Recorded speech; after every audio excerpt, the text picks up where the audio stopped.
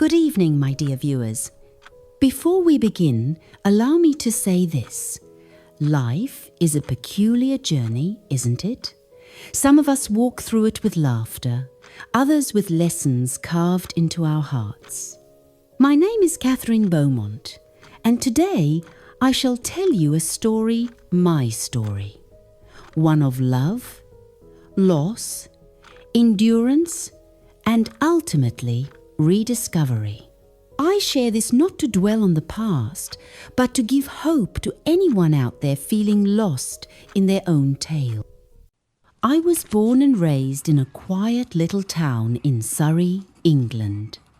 I was a reserved child, painfully shy, with parents who believed in discipline above all else.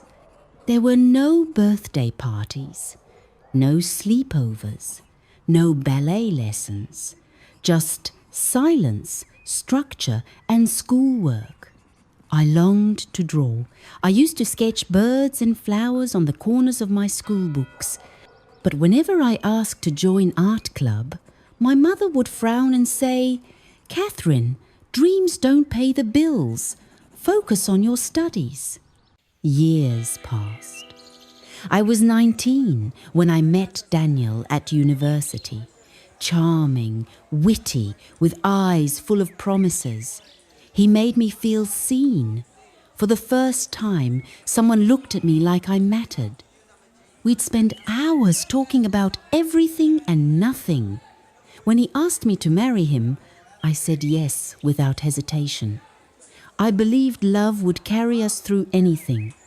I dropped out of university to be his wife. My parents disapproved not of him, but of me, abandoning my studies. Still, I thought love was the grander ambition. In the beginning, married life felt like a dream. We moved into a modest flat in Bath, and soon we had our first child, Isabel, a delicate little thing with her father's smile. But over time, Daniel began to change. He didn't like the way I dressed. He called my hair too bold. He disliked my friends and said, "Why would you need them when you have me?" Slowly, I began shrinking inside my own life. When he began staying out late, I believed his excuses. When he first yelled, I told myself he was just stressed. But the day he raised his hand against me, something cracked. I ran to my parents, but they told me to endure. "He's your husband, Catherine. You made your bed." I returned. Not because I believed things would improve, but because I had nowhere else to go. I had Isabel, and then came Henry, our son. Daniel didn't come to the hospital when Henry was born. When I returned home, exhausted and sore, he barely looked up. Later, I discovered the truth. He had another woman. He didn't deny it. "She understands me better than you ever did," he said coldly. I was devastated, but trapped. I had no money, no degree, and too little mouths to feed. When Daniel joined the army, he left without a backward glance. My father passed away soon after, and my mother moved to Spain. I was alone, grieving, with 2 children and a broken heart. Then, one ordinary morning, came an extraordinary knock. It was my neighbour, Margaret, a kind woman with warm eyes and a teapot always at the ready. "Come for tea, love," she said gently. I almost refused, afraid Daniel would disapprove. But something in me ached for kindness. Margaret became my lifeline. One afternoon, she suggested, "You make such lovely scones, Catherine. Have you ever thought of selling them?" I laughed at first, but she insisted. And so I began.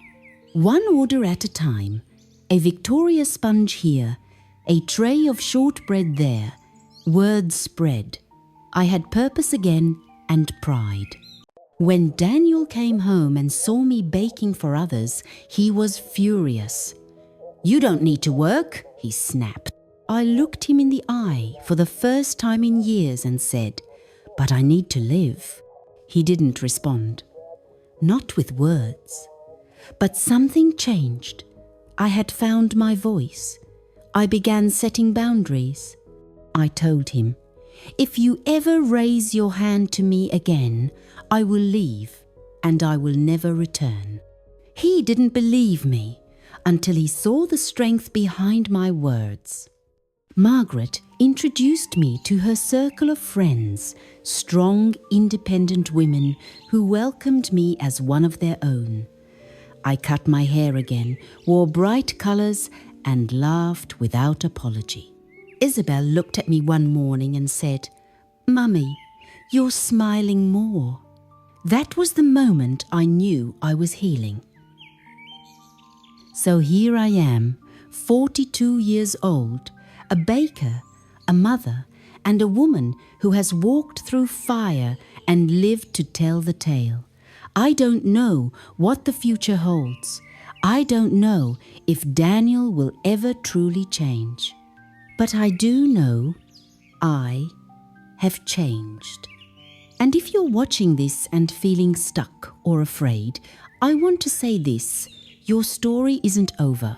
You are not weak for staying, but you are powerful when you decide to rise. Believe in small beginnings.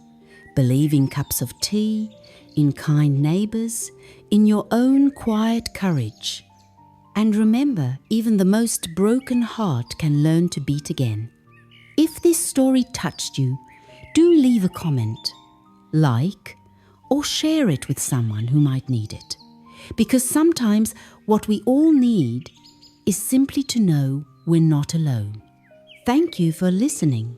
Warmest love, Catherine.